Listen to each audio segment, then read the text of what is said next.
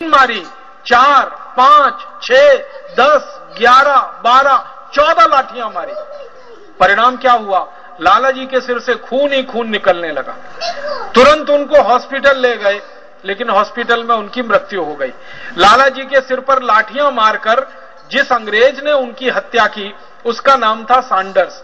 उस अंग्रेज अधिकारी को सजा मिलनी चाहिए, इसके लिए भारत के एक दूसरे क्रांतिकारी शहीद आजम भगत सिंह ने पुलिस में दरखास्त की, अपील की। उनकी दरखास्त पर पुलिस ने एक्शन लिया। बाद में अदालत में यह मामला गया और अदालत ने यह कहकर सैंडर्स को बाइज्जत बरी कर दिया कि लाला जी के ऊपर जो लाठीचार्ज हुआ है वो कानून के हिसाब से हुआ है, उसमें सैंडर्स की कोई गलती नहीं है। शहीद आजम भगत सिंह ने बहस की इस विषय में, तो उनका तर्क यह था कि लाठी मारने का नियम है कि कमर के नीचे के हिस्से में लाठी मारी जाती है, सिर पे लाठी नहीं मार सकते आप। लेकिन लाला जी के सिर पे लाठी मारी गई।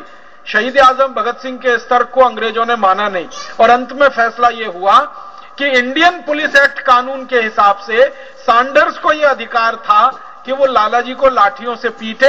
अब लाला जी की इसमें मृत्यु हो गई तो हम कुछ नहीं कर सकते, सिर्फ अफसोस व्यक्त कर सकते।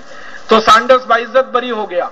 तो भगत सिंह को गुस्सा आया और भगत सिंह ने यह संकल्प लिया कि लाला जी की हत्यारे सैंडर्स को अंग्रेजों की प्रशासन ने, अंग्रेजी न्याय व्यवस्था ने दंड नहीं दिया है। मैं संकल्प करता हूं कि सैंडर्स को मैं दंड दूंगा और इसको वहां पहुंचाऊंगा जहां इसने लाला जी को पहुंचाया। और आप जानते हैं, अपने इसी संकल्प को पूरा करने के लिए शहीद आजम भगत सिंह ने सैंडर्स को गोली से मारा था और अंत में सैंडर्स को गोली से मारकर भगत सिंह गिरफ्तार हुए थे और भगत सिंह को फांसी की सजा हुई थी। जब भगत सिंह को फांसी की सजा हुई, उसके काफी दिन पहले वो लाहौर की जेल में बंद हुए थे और उनसे बहुत लोग मिलने जाते थे। अमृतसर के एक पत्रकार महोदय उनसे कभी मिलने गए। भगत सिंह को पूछा कि आपके दिल की इच्छा क्या है?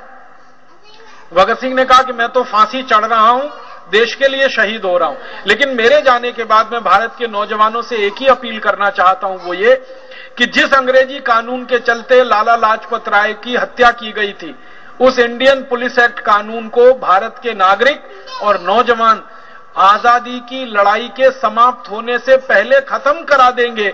ये मेरे दिल की इच्छा है, ये मेरी भावना है।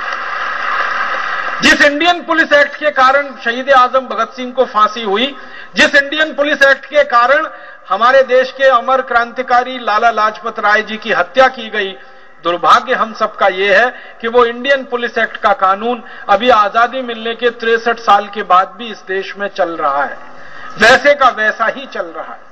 जिस तरह से अंग्रेज पुलिस भारतवासियों पर लाठियों से वार करती थी, उसी तरह से आज की पुलिस भारतवासियों पर लाठियों से वार करती है। आपने अक्सर टीवी में समाचार सुना होगा, कई बार अखबारों में पढ़ा होगा, पुलिस ने लाठी चार्ज किया। ऐसे ही लाठी चार्ज होता है जैसे अंग्रेजों के जमाने में होता था। कभी किसानों के ऊपर होता है, कभी मजदूरों के ऊपर होता है, कभी कारीगरों के ऊपर होता है। कभी कभी तो अफसोस है इस बात का कि अंधे लोगों पर पुलिस का लाठीचार्ज होता है, लूले लंगड़े लोगों पर पुलिस का लाठीचार्ज होता है, शरीर से विकलांग लोगों के ऊपर पुलिस का लाठीचार्ज होता है। कई बार मैंने टेलीविजन पर मेरी आंखों से देखा है कि किसान पानी के लिए कोई अपना जुलूस कर रहे हैं, धरना कर रहे हैं, प्रदर्शन कर रहे हैं।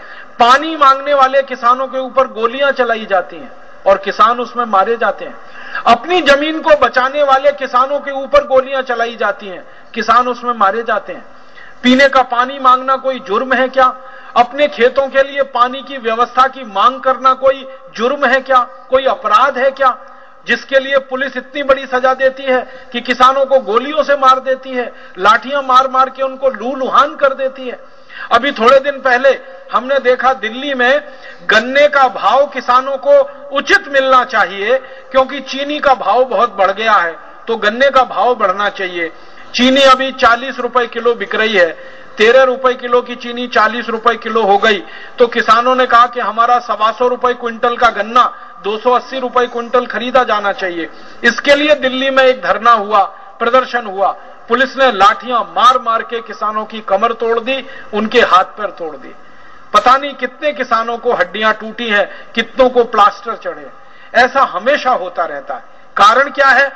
पुलिस के पास वही हथियार है जो अंग्रेजों की पुलिस के पास था, और उस हथियार का नाम है इंडियन पुलिस एक्ट। उसी के आधार पर पुलिस आज भी अत्याचार करती है और निर्दोष नागरिकों को मारती है, पीटती है, उनको लहूलुहान करती है। आप सब बिहार के नागरिक हैं। आपके पड़ोस में बंगाल नाम का एक राज्य है। बंगाल में एक छोटा सा गांव है नंदीग्राम। नंदीग्राम की कहानी आप सबको मालूम है। जबरदस्ती किसानों से जमीन छीनकर विदेशी कंपनियों को बेचने वाली वहां की सरकार के खिलाफ किसानों ने एक मोर्चा खोला था। बंगाल की पुलिस ने इतनी गोलियां चलाई थी कि 20 किसान नंदीग्राम में एक दिन में मार डाले उन्होंने। और जिन किसानों की पत्नियों, बहनों और बेटियों ने उस आंदोलन में भाग लिया अपनी जमीन बचाने के लिए, बंगाल की पुलिस ने उनके ऊपर इतनी बर्बरता ढाई कि माताओं, बहनों, बेटियों से बलात्कार किए उन्होंने। नंदीग्राम की रिपोर्ट सारे देश को शर्म से डुबो देने के लिए काफी है। हमारे देश में आजादी के 63 साल के बाद भी हमारी पुलिस वैसे ही अत्याचार करे मां, बहन, बेटियों पर जैसे कभी अंग्रेजों की पुलिस किया करती थी, तो हम कैसे कहें कि हमारा देश स्वतंत्र हो गया है? कैसे कहें कि हम स्वाधीन हो गए? मुझे तो बहुत दिल में इस बात के लिए क्रोध आता है कि शहीद आजम भगत सिंह को हम कौन सी श्रद्धांजलि अर्पित करें, लाला लाजपत राय को हम कौन से श्रद्धा सुमन अर्पित करें। उनको हम ये कहें कि लाला लाजपत राय जी, आपकी हत्या जिस अंग्रेजी कानून के चलते हुई थी, आजादी के 63 साल के बाद भी उस कानून को हम बदल नहीं पाए।